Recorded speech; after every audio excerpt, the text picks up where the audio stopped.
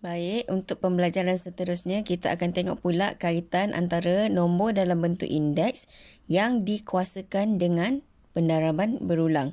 Maksudnya kalau yang pertama apabila nombor indeks kita darabkan, okey, yang kedua apabila nombor dalam bentuk indeks kita bahagikan.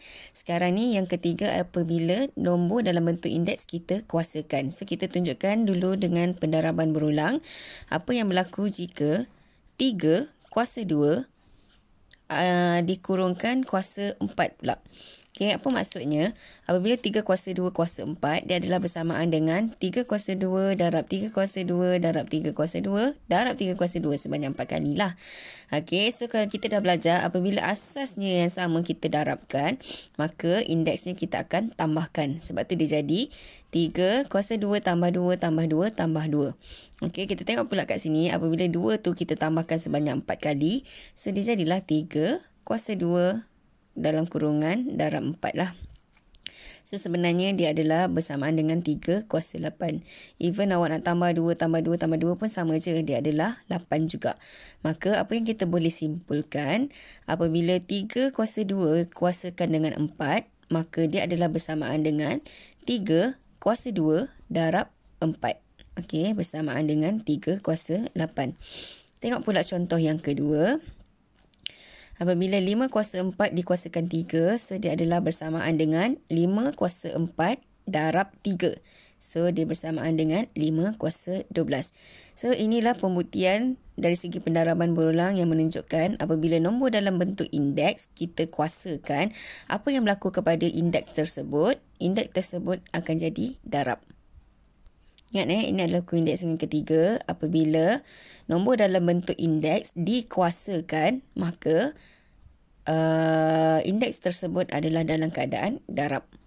So kita tengok balik yang hukum indeks 1, apabila nombor dalam bentuk indeks kita darab, indeksnya akan jadi tambah. Kalau hukum indeks yang kedua, nombor dalam bentuk indeks apabila kita bahagikan, indeksnya sahaja kita tolak. Tapi untuk hukum indeks yang ketiga, apabila nombor dalam bentuk indeks kita kuasakan, maka dia adalah indeksnya akan menjadi darab. So kita tengok contoh, dikata permudahkan setiap yang berikut. So kat sini kita ada negatif y kuasa 6 kuasa 3. Maka dia adalah bersamaan dengan negatif y kuasa 6 darab 3. Kita tak tulislah darab kat sini. Kita terus buat kurungan mewakili darab. So dia akan dapat negatif y kuasa 18. Ingat kalau awak punya sebutan algebra negatif, awak punya nombor negatif, perpuluhan negatif, pecahan negatif, semua kena letak dalam kurungan. Sebab asas yang negatif kita wajib letak kurungan. Seterusnya, kita tengok pula tentukan sama ada persamaan berikut benar ataupun palsu.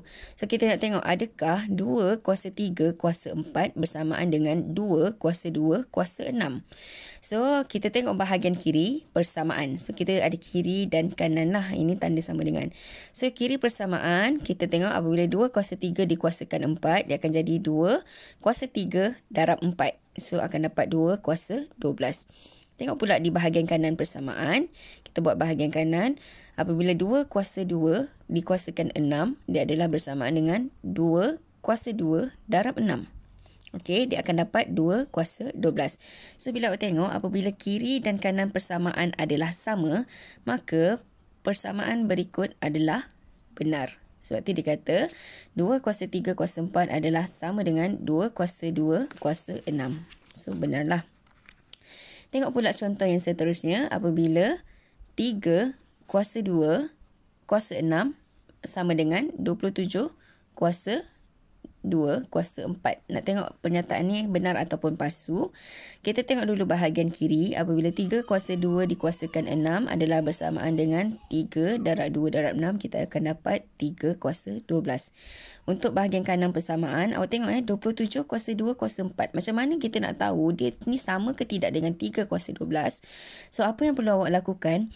27 ni awak kena tukarkan nombor dalam bentuk indeks. Asasnya kita tak nak asas 27, kita nak asas 3. So 27 ni sendiri adalah sebenarnya 3 kuasa 3. Okey, sebab kalau awak tekan kalkulator, 3 kuasa 3 jawapannya adalah 27.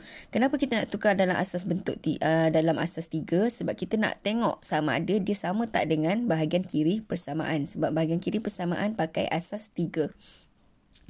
So, kita tukar dalam bentuk asas 3. 3 kuasa 3 dalam kurungan 2. Kenapa saya buat kurungan 2? Sebab asalnya 27 ni dah memang kuasa 2. So, awak tak boleh buang. Kita kena darab. So, dia akan jadi 3 kuasa 3 darab 2. Dikuasakan 4. So, kita settlekan dulu. Kita selesaikan dulu dalam kurungan ni. So, dia akan jadi 3 kuasa 6 darab 4. So, dia akan jadi 3 kuasa 24.